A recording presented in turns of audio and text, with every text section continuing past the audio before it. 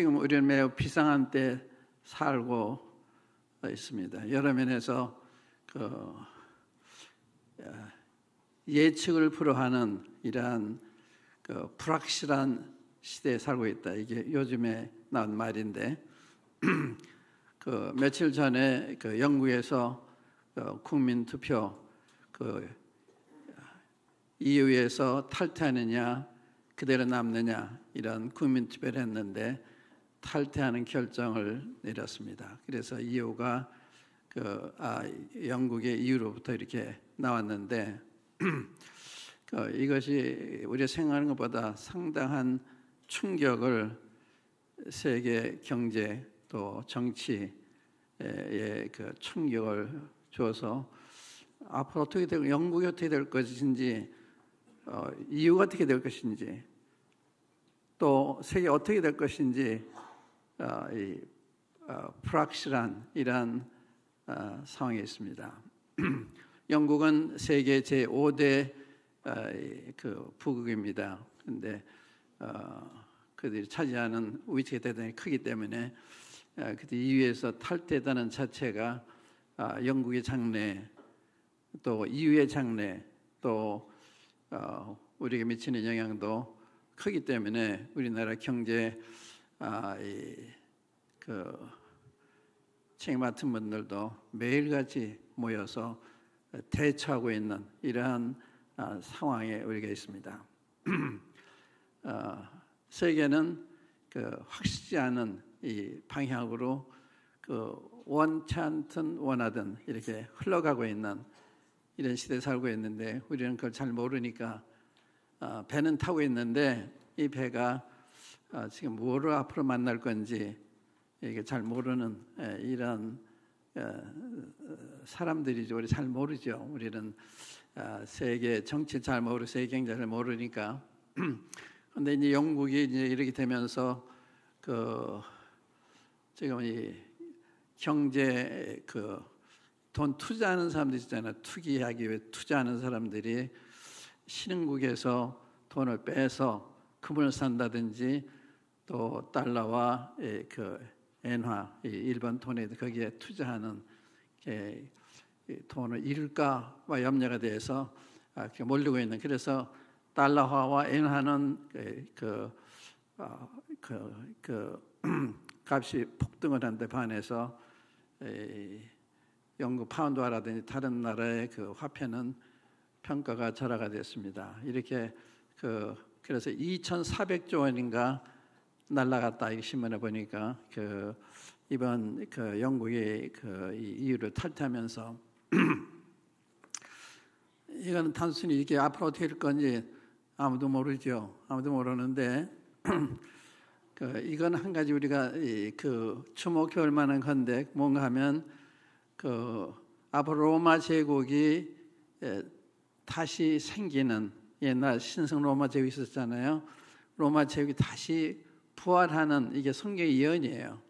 근데 이것이 성경에 보면 10나라로 구성이 되는데 현재 EU는 28개국, 영국이 빠져서 27개국이 됐는데 그림이 맞진 않아요. 그 그림은 10나라가 로마 합중국을 이루어야 되는데 그래서 이걸 맞추시기 위해서 그러시나 하는 생각도 조심스럽게 해보게 되고 그러니까 우연한 상황이 아니다 이 말이에요. 이렇게 그리고 이제 세계 경제는 앞으로 나빠진다고 하는 것은 성경이 예언하는 것입니다. 그러니까 앞으로 세계 어려워진다.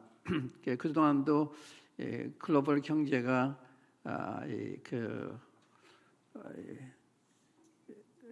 위기를 당해서 서로 협력해서 겨우겨우 이렇게 파산으로 가지 않고 근근히 오고 있는 때에 지금 영국에서는 탈퇴하면서 그런 충격을 준 거예요. 그렇기 때문에 앞으로 어떻게 될 건지 이게 무슨 말인가 하면 우리 한국에 이제 다른 나라 사람들과 증권시장에 투자를 하잖아요. 한국을 빼가면은 만약 우리나라 경제가 불안하기 때문에 돈을 빼가면 우리 경제가 희청하는 거예요. 파산할 수도 있습니다. 우리나라 그런 위기에 있는 건 아니지만 신흥국가에는 이제 그런 게 올 수 있는 투자자들이 투자를 한 걸 다 돈을 빼오면 돈이 없어지잖아요. 그 나라에. 그러니까 그런 어려움이 있게 되는 거예요. 이제 그런 점에서 지금 세계가 경제적으로 충격을 받고 있고 위기에 처해 있는 이런 상황입니다. 그래서 앞으로 어떻게 될 건지 영국도 영국의 운명을 잘 모르는 거예요. 또 EU가 이제 이렇게 되니까 EU가 해체될지도 몰라요. 이제 영국이 이렇게 탈퇴하니까 줄줄이 프랑스, 독일, 또 네덜란드 이게 줄줄이 이 탈퇴할 수 있는 이러한 그 가능성도 사람들이 내다보고 있기 때문에 그러면 해체가 되지 않겠어요. 그러니까 이제 그런 위기에 이유되어 있는 거예요. 그게 다 해체는 그 끝나는 게 아니 그게 우리한테 영향을 미치는 것입니다. 경제적으로. 경제 영향을 미친다는 말은 정치적으로도 영향을 미친다 이런 걸 의미하는 거예요. 그렇기 때문에 이런 위기에 우리가 처해 있다 하는 걸 최소한 알고 긴장하고 또 주님 오심이 이만큼 가까워지나 보다 이런 생각을 해보게 되고 정신을 차려야 되는 이런 살고 있지 않나 생각을 해요. 신문을 보시면 놀래요. 세계가 지금 놀라고 있습니다. 큰 충격에 빠져 있어요. 이런 때 우리가 어떻게 살아가야 되느냐. 한 가지 분명한 게 주님 가까이 살아야 된다. 말씀대로 주님께 돌아와서 철저하게 살아야 된다. 그게 이제 주님 오신 것 관련해서 증거되겠는 말씀이에요. 너희들이 어떠한 사람이 되어 마땅하뇨? 베드로후서에 보면 재미있잖아요. 우리 경건하게 흠없이 소문없이 이렇게 나타나도록 경건하게 살아야 되고 또 이 주님을 기다려야 되고 또 이와 같이 해서 또 이 거짓 교회들, 거짓 교사들 이렇게 또 등장하기 때문에 이슬람과 같은 이러한 이 거짓 종교단체가 전 세계를 위협을 하고 있습니다. 전 세계를 우리나라 위협이 되는데 우리가 이 이슬람이 우리나라를 침투해서 지금 각 분야로 들어가고 있어도 모르고 있어요. 다 정부도 모르고 교계도 모르고 아는 사람은 알지만 그냥 알고 있어도 대책이 없어요. 그런 상황에 처해 있는데 우리가 그것 때문에 염려를 해서 우리 정부를 깨우쳐야 되겠다. 또 우리나라의 지도층인 사람을 깨우쳐야 되겠다 해서 우리 책자들을 보내기 시작을 해서 그 홍보를 지금 하고 있는 거예요. 이 이슬람대가 얼마나 위험한 종교인지. 그런데 엊그제 신문에 보니까 오히려 그 IS에서 한국의 미군 기지를 공격하겠다. 한국의 몇 사람을 지목해서 살아야겠다. 이런 위협을 했어요. 그러니까 아주 더 가까이 다가온 거예요. 그러니까 이러한 일이 오고 있는데 그냥이 아니라 구체적으로 우리에게 임하고 있는 것이기 때문에 정신 차려야 된다. 이런 말이 되는 것입니다. 그럼 정신 차린다는 게 뭐냐? 우리 세상에 너무 빠져 있으면 주님과 가까이 지나야 되는 것이고 또 이 주님의 뜻을 따라서 지금 나타내는 삶 그게 굉장히 중요하잖아요. 우리 이 땅에 두신 목적은 주님을 나타내기 위해서 주님의 증인으로 두신 거예요. 여러분과 저는 증인이에요. 증인. 직장에서 증인이 되는 거예요. 거기에 직장 생활을 하지만 거기에 주님의 증인으로 가 있는 거예요. 직장에. 또 이웃 사이에서 마찬가지예요. 우리가 증인을 있는 거거든요. 그러니까 주님이 어떤 분인지 우리의 삶을 통해서 보여야 되는 이런 책임을 돼 있는 거죠. 저는 예배를 들으면서 주님이 얼마나 좋은가, 주님 우리를 위하시는 분, 얼마나 위하신 분이냐. 근데 여기에 대해서는 나누고 싶었어요. 우리 먼저 히브리서 9장 한번 열어보시면 주님께서 3번 나타나신 것이 나타나셨고 나타나 계시고 나타나실 것을 이렇게 말씀하고 있는데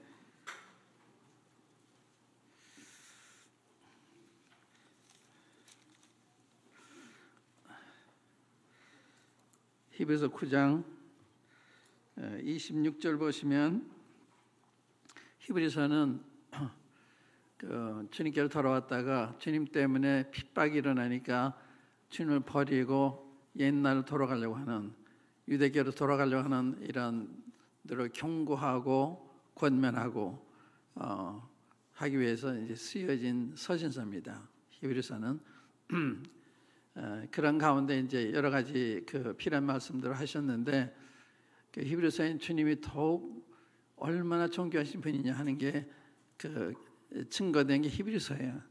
예수님 얼마나 존귀하신 분이냐, 천사보다도 얼마나 높으신지, 모세보다도 얼마나 높으신지, 여호수아보다 얼마나 높으신지, 이 주님이 얼마나 높으신지 하는 걸 증거한 거예요. 그러니까 주님이 높으신 걸 모르기 때문에 모세 때 돌아가고 여호수아 때 돌아가고 옛날에 돌아가는 거예요. 세상으로 돌아가는 거예요.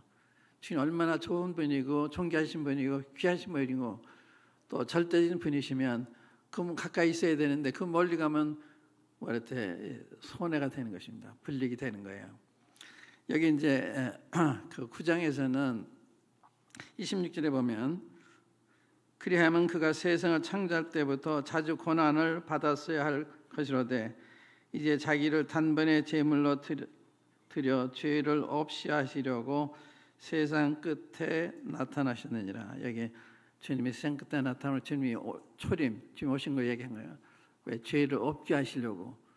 죄를 없게 하셨잖아요. 그 설명을 조금 해드릴게요. 죄를 없게 하시려고. 그 다음에 이제 24절에 보면, 그리스도께서는 참것의 그림자인 손으로 만든 성소에 들어가지 아니하시고 바로 그 하늘에 들어가사 이제 우리를 위하여 하나님 앞에 나타나시고, 주님이 십자가에 돌아왔다 부활하신 다음에 승천하셔서 하나님 앞에 우리를 위해서 나타나셨다. 우리를 위해서. 그러니까 주님이 부활해서 아버지 앞에 가는 우리를 위해서 어떻게 우리를 변호하시고 우리를 위해서 간구하시기 위해서 그 아버지 앞에 계신 거예요.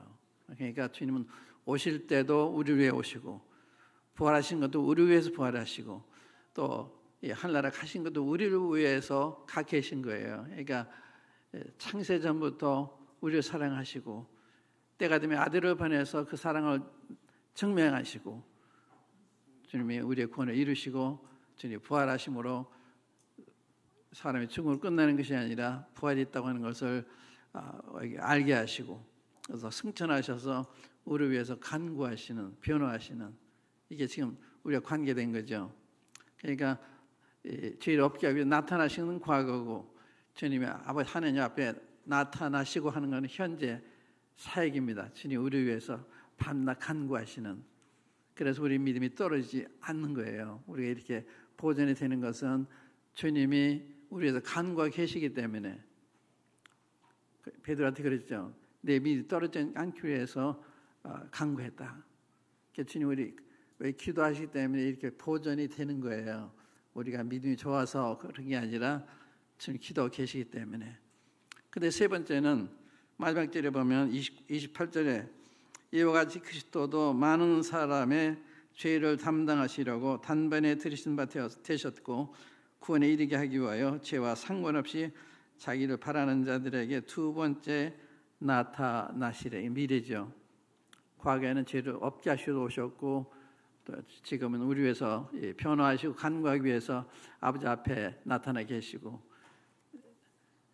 세 번째는 우리를 데리러 죄와 상관없이 자기 바라는 자에게 두 번째 나타나신다. 이게 미래죠. 그러면 주님이 나타나셨다. 죄를 없게 하시고 나타나는 죄를 없게 하셨냐? 어떻게 생각하세요? 죄를 없게 하시는데 왜 죄가 우리 이렇게 많을까요? 주님이 죄가 없게 하셨다는 말은 아담이 지은, 아담 후손이 지은 모든 죄값을 누군가 받아야 되는 거예요. 죄를 지면 그 벌을 받아야 되잖아요. 그거를 주님이 다 받으신 거예요. 그래서 우리가 지은 죄에 대한 받을 벌을 주님이 다 받아주셨기 때문에 그래서 정죄가 없는 거예요. 일사부재의 원칙이라는 거 아시죠? 한 죄에도 한번 그 벌을 내리면 다시 하지 않는다는 거. 우리 죄에 대해서 주님이 다 담당 십자가에 돌아가셨잖아요. 그래서 우리 영원한 속죄를 이루셨다. 9장 그 12절에 보면 예수께서 그 피로 영원한 속죄 이루셨다. 우리 죄의 값을 영원히 지불하셔서 영원히 죄 없는 자로 만들어 주신 거예요. 이건 법적인 문제입니다. 법적으로 우리가 죄가 있지만 이 죄에 대한 걸 주님이 다 담당하셨기 때문에 죄 없는 자로 취급해 주시는 거예요. 무슨 말인지 아시겠어요? 그래서 이제 그리스도 예수 안에 결코 정죄함이 없다. 정죄, 이제 죄에 대해서 죄가 있어도 정죄를 안 하는 거예요. 왜? 주님이 다 그 값을 내셨기 때문에. 그러나 채찍은 있어요. 채찍은. 그러니까 정죄와 채찍은 다른데 이 정죄는 형사죄예요. 그 형사죄는 주님이 다 봐주기 때문에 우리한테 죄에 대한 벌이 없어요. 그런데 우리가 잘못하면 채찍이 와요. 주님이. 그러나 하늘나라 가는 건 관계가 없어요. 채찍은 있지만 정죄가 없는 그런 일을 주님이 하신 거예요. 그러니까 주님이 세상 끝에 나타나셔서 우리의 죄를 없이 하셨다. 하나님 보시는 죄가 없는 거예요. 왜냐하면 그 죄값 주님이 다 받으시기 때문에. 그렇다면 무슨 의미예요? 왜 돌아가셨어요? 주님 돌아가시고 우리가 또 죄에 대한 책임이 있다면 왜 돌아가신 거예요? 주님의 희생이 짐승의 희생과 무슨 차이가 있는 거예요?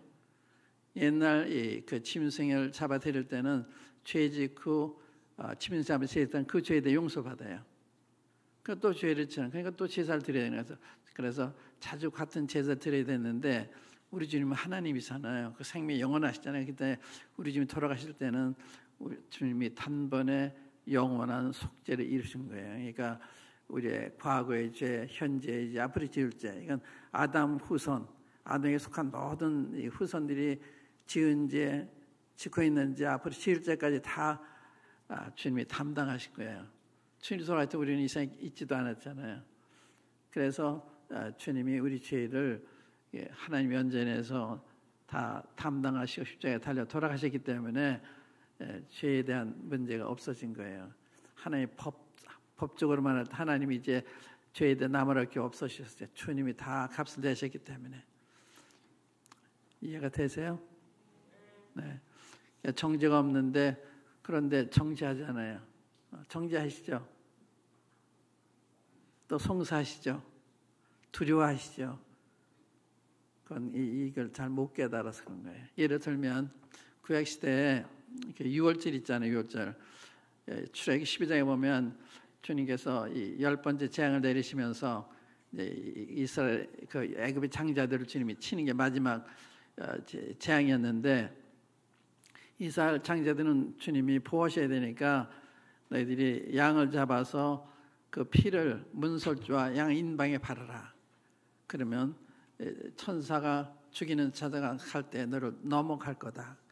넘어가리라. 한 게 유월이라는 말이 넘어간다는 말이에요. 그러니까 주님이 그 이스라엘 백성들은 주의 말씀을 따라서 피를 문에 이렇게 바른 거예요. 양 인방을 문설주에 바른 거예요. 그러니까 천사가 장자 죽이러 가다가 피 있는 집에 있는 장자들은 그냥 넘어간 거예요. 벌을 안 내리신 거예요. 그러니까 애굽의 모든 장자들 다 죽었죠. 그런데 이스라엘의 이 피 바른 집안에 있는 장자는 하나도 안 죽었어요. 죄는 똑같아요. 그것도 똑같은 죄인이죠. 거기 이스라엘 그 장자나 애굽의 장자나 다 똑같은 죄인인데 이 피 때문에 지금 넘어가는 거예요. 피를 볼 때 내가 넘어간다. 이 피는 하나님 보시기 위해서 흘리신 거예요. 우리 보기 위해 하나님 보시기 위해서 하나님이 그 피를 보시고 넘어가신 거예요. 그러니까 주님이 흘리신 피를 보고 우리 심판 안 하시는 거죠. 그러니까 이 하나님 편에서는 만족하셨기 때문에 주님을 죽은 자 가운데서 살리신 거예요. 죄의 삭은 사망이기 때문에 우리 주님이 아담 후손의 어느 사람의 죄도 다 속하지 않았다면 못 살아나시는 거예요. 죄의 삭은 사망이 지금 부활했었다고 하는 것은 우리 죄를 완전히 영원히 속했다는 증거입니다. 그래서 고린도전서 15절 보면 만일 그리스도가 사신 것이 없으면 우리가 죄 가운데 있을 것이요. 그런 거죠. 죄 구속 문제가 해결이 안 된 거예요. 주님이 부활하셨다고 하는 것은 우리 죄가 속해졌다 하는 것을 증명하는 거예요. 주님의 부활이 죄를 영원히 없애셨다. 우리는 문제하죠. 하나님 문제 안 하시는 거예요. 하나님 문제 안 하시면 문제할 필요가 없잖아요. 그래서 히브리서 그 10장에 보면 17절에 내가 너희 죄와 너희 불법은 다시는 기억하지 않겠다. 주님이 기억을 안 하시는 거예요. 그게 그 만찬할 때 피의 뜻입니다. 내가 이 피로 새 언약을 세운다고 그러셨죠. 이 피로 이 언약인데 그 새 언약의 하나가 네 죄를 기억지 않는다고 하는 거예요. 예? 내가 너희 죄법 다시는 기억지 아니하리라. 그 10장 보세요. 10장에 놀라운 말씀하는데 10장 10절 보시면 우리가 이제 몸을 상징하는 떡을 뗐잖아요. 주님이 몸을 우리에게 아껴 주셨고 피까지 다 흘려주셨는데 그것이 어떤 뜻이냐? 우리가 이제 10절에 보시면 10장 10절이죠. 이 뜻을 따라 이 새 언약의 뜻을 따르는 거예요. 그 첫째 것을 폐하시면 둘째 것을 세우라. 첫째 것 구약이고 둘째 것은 신약이거든요. 근데 10절에 이 뜻을 따라 예수 그리스도의 몸을 단번에 들이심으로 말미암아 우리가 거룩함을 얻었노라. 주님이 몸이 들어졌을 때 우리를 거룩하게 하신 거예요. 그러니까 우리는 거룩하지 않은데 거룩한 자를 여기시는 거예요. 거룩한 자로. 그래서 거룩해 하시는 자와 거룩함을 입은 자들이 다 하나에서 났다. 그래서 우리는 거룩하지 않은데 거룩하다 그런 거예요. 그래서 이 3장인가 그 보면 하늘에 속한 거룩한 형제들아 그랬잖아요. 아세요 그 말씀? 히브리서 3장 여기 손을 넣으시고 한번 보세요. 3장에 보시면 3장 1절에 보면 그러므로 함께 하늘의 부르심을 받은 거룩한 형제들아 우리가 믿는 도리의 사도시며 대상이신 예수를 깊이 생각하라. 거룩한 형제들아 제가 여러분들 거룩한 형제님들이시오 맞는 거에 틀린 게 아니에요. 또 여러분 저한테 거룩한 박형제야 해도 맞는 거예요. 주님 때문에 거룩하지 않은데 거룩하게 봐주시는 거예요. 그 주님이 몸을 들이심으로 말미암아 우리가 거룩함을 얻었다고 그랬죠. 그 다음에 14절 보세요. 14절 보시면 10장 14절 그가 거룩하게 된 자들을 한 번의 제사로 영원히 온전하게 하셨느라. 보세요. 완전한 자 했잖아요. 완전하지 않아요. 조금도 완전하지 않은데 완전한 자로 또 영원히 완전한 과거 죄로부터만 아니라 영원히 완전을 보신 거예요. 이게 주님이 와서 죄를 없이 하시기 때문에 이게 봐주신 거거든요. 영원히 완전하게 하셨다.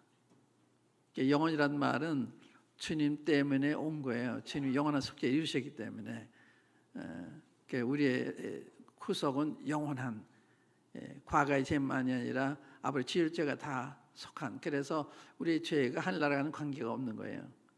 채찍은 따라요. 그렇다고 죄를 지면 주님이 채찍이 따라와요. 그건 무서운 거예요. 그게. 그 다음에 이제 17절 보시면 15절부터 읽어보겠습니다. 또한 성령이 우리에게 증언하시되 주께서 이르시되 그날 후로는 그들과 맺을 언약이 이것이라 하시고 내 법을 그 마음에 두고 그들의 생각에 기록하리라 하신 후에 또 그들의 죄와 그들의 불법을 내가 다시 기억지 아니하리라 하셨으니 이것을 사하셨은즉 다시 죄를 위하여 제사 드릴 것이 없느니라. 다시 죄를 기억지 않으시겠다는 거예요. 그래서 믿음은 주님을 말씀을 믿는 것이고 주님의 말씀은 주님이 하신 일에 근거되어 있는 거예요. 그러니까 내가 너희 죄와 너희 불법을 기억지 않는다는 말씀은 주님이 다 담당하셨기 때문에 기억지 않으시겠다는 거예요. 그러니까 이런 믿음으로 살 때 힘이 생기죠. 우리가 잘못했을 때도 힘이 생겨요. 이렇기 때문에 주님이 돌아가셨구나. 이게 되는 거죠. 그걸 핑계로 하는 것이 아니라 어쩔 수 없이 이렇게 부정한 나이인데 주님이 이래서 돌아가셨구나. 그래서 로마 7장에 그거예요. 오라 난 곤고한 사람이라다. 누가 이 사명을 묻는다. 누가 나를 건져내랴. 그런지 우리가 예수 그리스도로 말미암아 하는 게 감사리로다. 이렇게 절규한 다음에 감사하잖아. 그렇기 때문에 주님 돌아가셨구나. 내가 원하는 선의 행장 원치 않는 악만 행하는데 이게 우리 갈등이잖아요.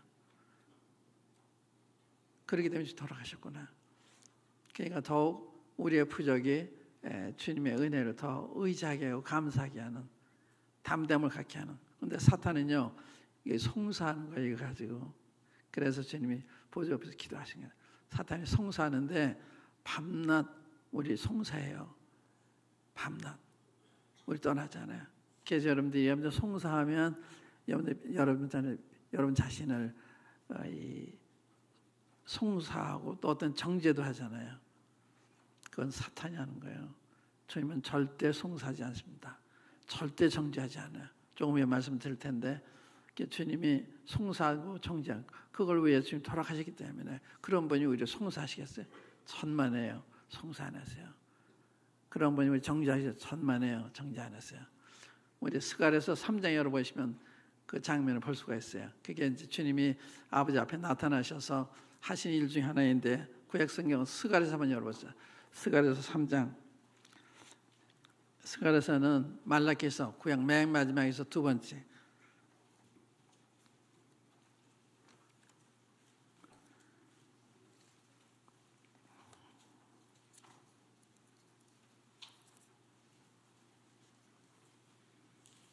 스가랴서 3장 꼭 기억해 두세요. 1절부터 읽을게요. 대제사장 요수아는 여호와의 천사 앞에 섰고 사단은 그의 오른쪽에 서서 그를 대적하는 것을 여호와께서 내게 보이시니라. 사탄이 아니라고 주님이 다리잖아요. 대적하잖아요. 여호와께서 사단에게 이르시되 사탄아 여호와께서 너를 책망하노라. 예루살렘을 택한 여호와께서 너를 책망하노라. 이는 불에서 꺼낸 그슬린 나무가 아니냐 하실 때 여호수아가 더러운 옷을 입고 천사 앞에 서 있는지라.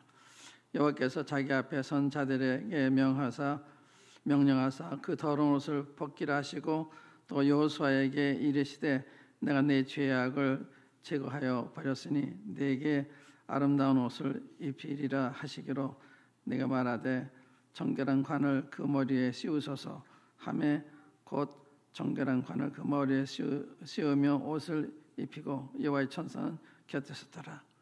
보세요. 이 더러운 옷을 입고 있잖아요. 여호수아가 원래 이 부정한 이 대제사장 이스라엘 가장 거룩한 이런 위치에 있는 사람인데 하나님 앞에서 아주 더러운 옷을 입는 그걸 사탄이 그걸 보고 정죄한 거예요. 대적했을 때 하나님이 너를 책망한다 그러잖아요. 이건 불에서 꺼낸 부지깽이가 아니냐 하면서 여호수아 편을 드시잖아요. 그래 하나님은 우리 편에 계신 거예요. 우리가 잘못하더라도 우리 편에. 우리 하나님의 자녀니까. 그래서 우리를 위하시고 우리 위하시만 하신 거예요. 우리를 송사한다든지 대적한다든지 정죄한다든지 그건 상관이 없어요. 저는 절대 그러지 않아요. 그래서 만약 우리가 누구를 송사하면요 내가 사탄을 대신에 일하는 거예요. 누구 비방하지 않아요. 제가 어느 형제 비방했다. 내가 사탄이 일하는 거예요. 누가 어느 형제를 대적했다. 사탄이 일하는 거예요. 그래서 주님은 우리 대적하는 일도 송사하는 일도 정죄하는 일도 안 하시는 거예요.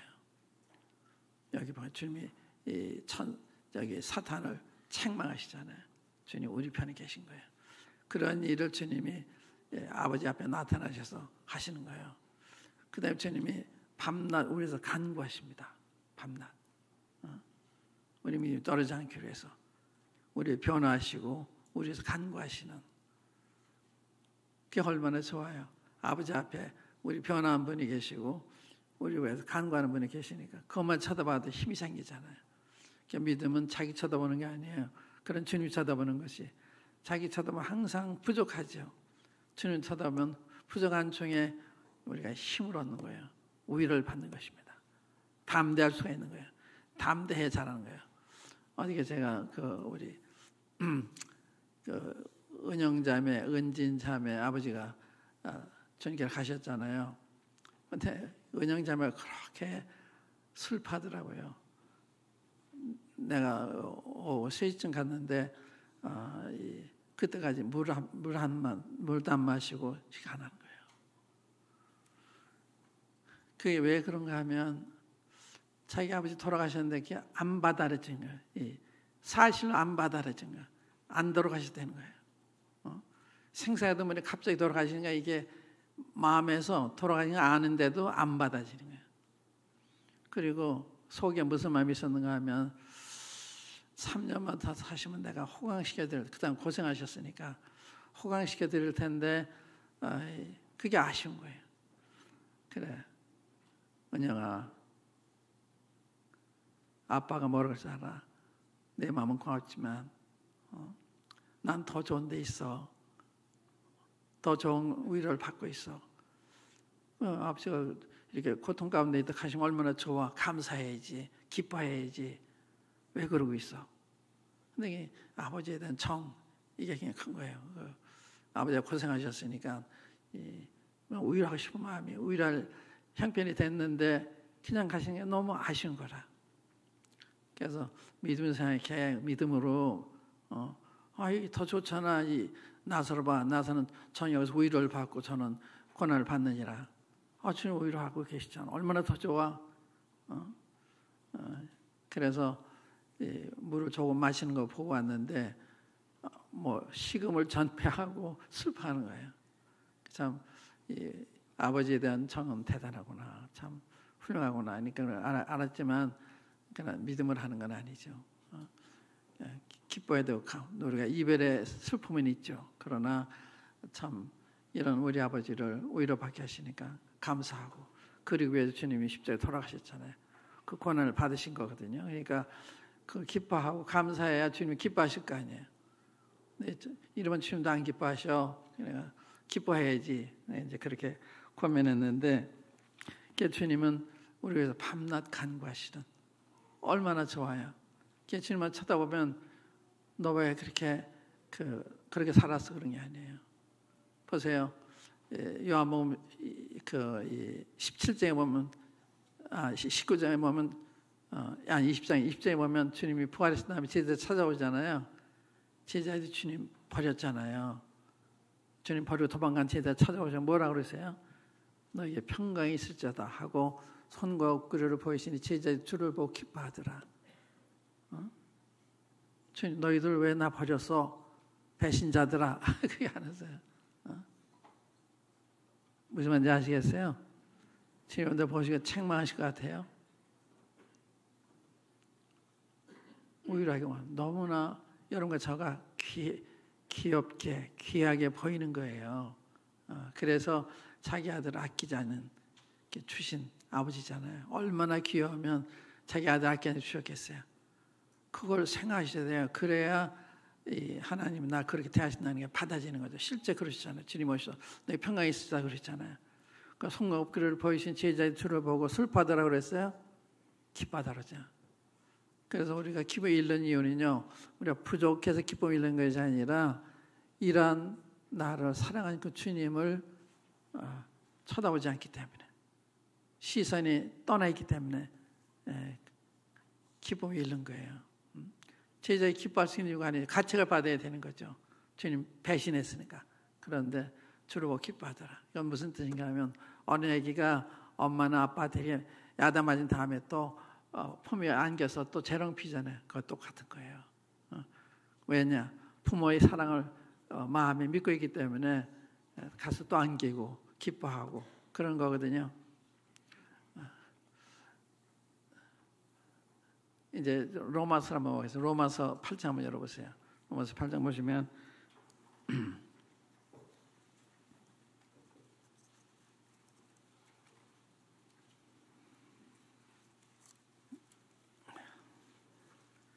(8장) 30절부터 읽겠습니다. 30절. 로마서 8장 30절.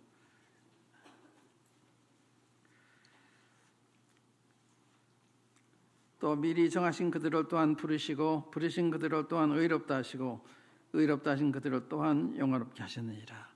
이 놀라운 이야기예요. 미리 정하셨다 그래요. 우리 예정하신 창세전에 우리 택하시고 또 그리스도 안에서 우리를 예정하셨다 그랬잖아요. 예정.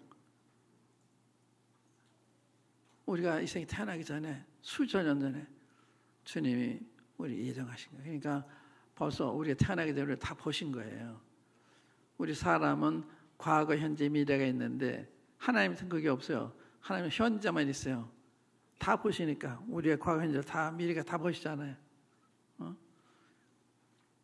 그분이 우리를 택하실 때 다 지금 우리를 보신 것좀 다 보시고 택하신 거예요. 다 보시고 미리 정하신 그대로 또한 부르신 그대로 의롭다 하시고 의롭다는 것을 영원하게 하셨다. 의롭다는 것까지 사실 우리가 영원하게 된 건 아니에요. 그런데 이미 영원하게 하신 것처럼 말씀하셨어요.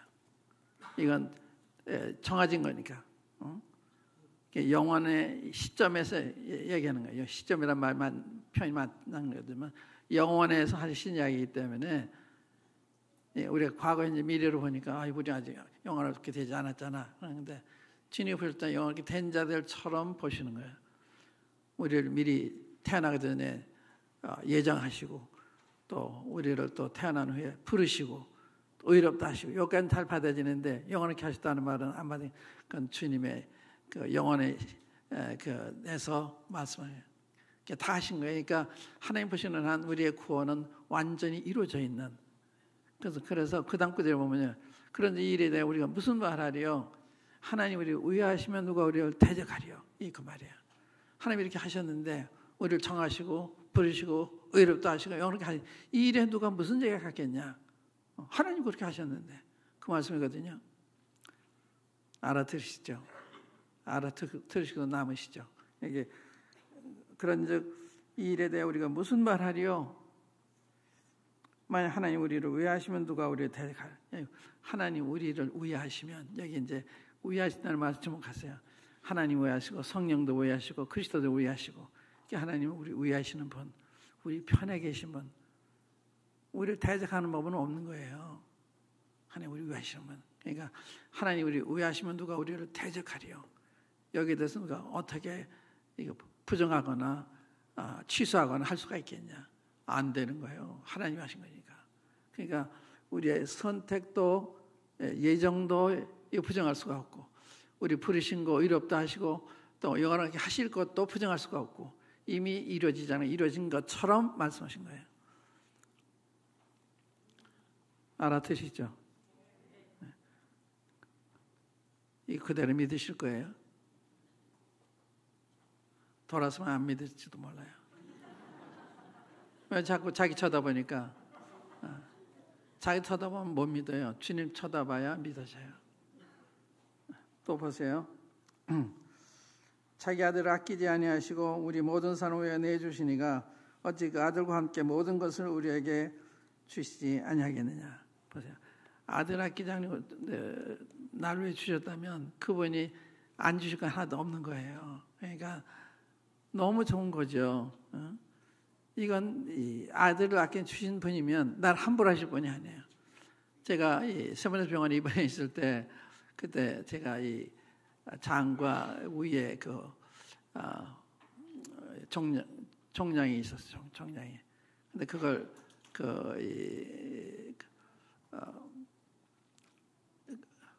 배양해가지고 이게 양성인지 음성인지 그걸 하는 기다리고 있는 동안에 주님 말씀을 제게 생각나게 하셨어요. 그러니까 그 결과가 이게 악성이라도 괜찮다. 나 사랑해서 한 거니까. 그러니까 이 나쁘다니 나쁜 게 아니에요. 아버지가 당연히 영광을 받으시고 당신 뜻을 이루시기 위해서 하시는 거기 때문에. 그러니까 아들을 아끼 주신 분이 내게 함부로 하실 분이 아니다. 이게 막 확정이 되니까 악성이라도 괜찮고 양성이 괜찮고 그런 거예요. 그러니까 사도 바울이 그렇잖아요. 이 받은 계시가 너무 많아서 자과지 않게 하기 위해서 사탄이 가르쳐 주셨을 때 세 번을 간절히 그래서 없애달라 기도했는데 하나님의 응답이 내 은혜가 내게 족하다. 내 능력은 약한 데서 온전해짐이라 하신지라. 이러므로 내가 크게 기뻐함으로 내 약한 것들을 자랑하리는 것이잖아요. 서운해하지 않아요. 이 사탄이 가시면 얼마나 괴롭겠어요. 근데 주님이 이거 없애달라 안 없애주는 거예요. 왜? 교만할까 봐. 또 하나님의 능력이 그에 통해 나타나야 되니까. 그러니까 사탄이 같이 주신 거예요. 그걸 사도 바울이 섭섭해서 생각하느라 그래요? 그건 기뻐한 거야. 자랑하겠다 그런 거예요. 그러니까 사도 바울은 절대적으로 주님을 신뢰하는 분이 절대적으로. 그래서 여러분들이 여러분 자신 볼 때는 큰 그림에서 보면 좋아요. 하나님의 시각으로 보는 내 시각으로 보는 하나님 시각은 다른 거예요. 내 시각으로 보면 답답하죠. 하나님 시각으로 보면 당신 뜻이 계속 하시는 거기 때문에 내 자식이 말을 안 듣고 그래도 다 주님이 뜻이 계신 거예요. 뜻이. 어떤 때는 나 자신을 위해서 그럴 수도 있는 거예요. 우리는 자식 하기 나무라기 쉬운데 지금 나를 위해서 그런 가시를 줄 수 있는 거예요. 주님이 더 의지하도록. 어떤 데는 잘못하는 사람만 남아 오는데 그렇지 않아요. 오히려 우리를 주님이 겨냥하시고 그럴 수도 있는 거예요. 그렇기 때문에 우리는 항상 기뻐할 수 있는 거예요. 항상. 아들 아께 주신 분이 내가 함부로 하시겠냐. 함부로 하신 분이 아니죠. 그 다음에 또 나오는 게 뭔가 하면 누가 능히 하나님의 택하신 송사려 고발하려고 그래요. 송사하면 고발하는 그 말이에요.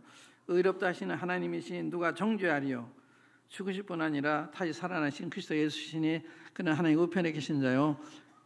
우리를 위하여 간구하시는 자신. 아까 하나님 우리를 위하시면 여기도 그리스도 우리를 위하여 간구한다고 그러셨잖아요.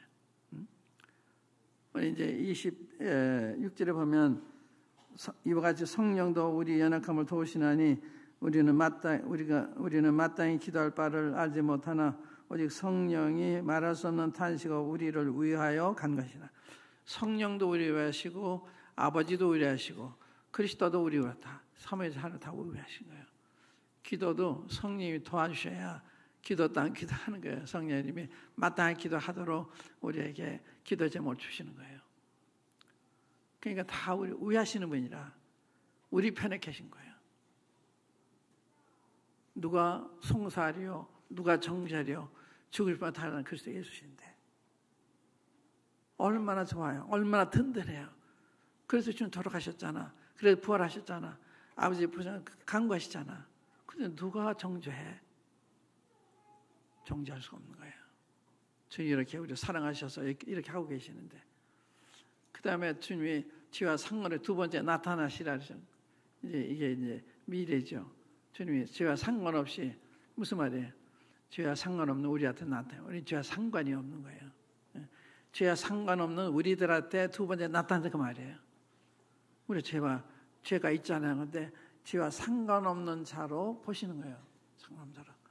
두 번째 나타나시리라. 언제 오시느냐 모르죠. 아무도 모르죠. 가까웠다는 걸 알고 있는데 이 되어진 걸 보면 이제는 일어날 일은 다 일어난 것 같아요. 노출된 건 다 노출된 것 같아요. 세계가 지금은 모르는 게 없어요. 이 인터넷과 이 텔레비전이 다 보여주고 있기 때문에 세계가 급속도로 나빠가는 거예요. 이게 나쁜 거 나쁜 거 폰으로 봤거든요. 한국에서 데모하니까 딴 나라도 데모 많이 하더라고요. 한국어 배우는 거예요. 데모. 그러니까 사람 나쁜 거 많이 배워요. 동성연애 이거 다 배우는 거예요. 그게. 그러니까 이러한 마지막 때 우리가 지금 살고 있기 때문에 두 번째 오시면 어떻게 되느냐? 어떻게 돼요?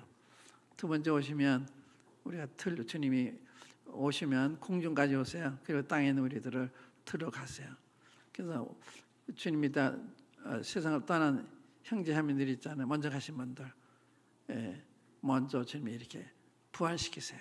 무덤에서 다시 살리세요. 주님이 부활하신 그런 몸을 주시는 거예요. 그리고 살아있는 우리 그때 주님 오시면 우리 살아있잖아요. 순식간에 우리가 변화가 되는 거예요. 함께 공중을 끌어올려 주님을 영접하게 한다. 그게 성경 가르침이에요. 주님 오시면 우리가 삽시간에 변화 순간적으로 우리가 이 죄 없는 영광스러운 몸으로 변하는 거예요. 주님처럼. 주님 부활하신 몸은 돌아갈 때 몸은 달라요. 돌아갈 때 몸은 내 부활하신 몸은 영광스러운 몸. 이 시공의 죄는 안 받잖아요. 그전 시공의 죄는 받으셨잖아요. 그러니까 이 부활하신 몸은 영광스러운 몸, 이제 완전한 몸, 젊은 몸, 이런 몸을 다 부활한 거예요. 그러니까 그때 신체 장애가 없는 거예요. 다 온전해지는 거예요. 그러니까 얼마나 좋은 게 기다리고 있어요. 이걸 바라보고 살아야 되는데 세상 쳐두고 사니까 얼마나 답답해요. 그러니까 주님 바라보세요. 믿음의 주요 온전케 하시는 예수님을 바라보자. 예수님도 앞에 있는 즐거움을 위하여 이 십자가를 참으시고 부끄러움을 개의치 아니하시더니 하나님 보좌 우편에 앉으셨다. 주님 바라, 주님도 봐라. 주님 고난 받으셨지만 주님 다시 부활하셔가지고 승천해서 지금 하나님 보좌 우편에 앉아 계시지 않냐. 그걸 보고 따라오는 게 주님 바라보라는 거예요. 낙심하지 말고 어떤 어려움이 있어도 주님을 바라보면서 먼저 간 성도들 바라보면서 아브라함과 이삭과 야곱과 요셉과 모세와 이런 분을 바라볼 때 우리는 생소한 길을 가고 있는 것이 아니라 이미 우리 선지된 간 길, 증명된 길을 가고 있는 거예요. 우리 생소한 길을 가는 게 아니에요. 이미 먼 선지자 다 간 길을 가는 거예요. 증명된 길을 가는 거예요. 그러니까 얼마나 우리는 더 유리한 입장에 있어요. 아브라함보다도 모세보다도. 기도하십시다. 한번 기도하시고 주님 제가 항상 기뻐할게요. 그래서 주님 제가 저를 쳐다본 게 잘못이었군요. 주님 바라보시고 기뻐하시고 아들 아끼장을 주신 하나님 아버지가 감사하시고 또 주님 자기를 아끼장을 주신 주님에 대해서 감사하시고 우리가 만찬이 그 전에 몸을 주시고 피도 흘려주시고 감사하시고 마지막 한 형제님이 감사해 주시면 고맙겠습니다.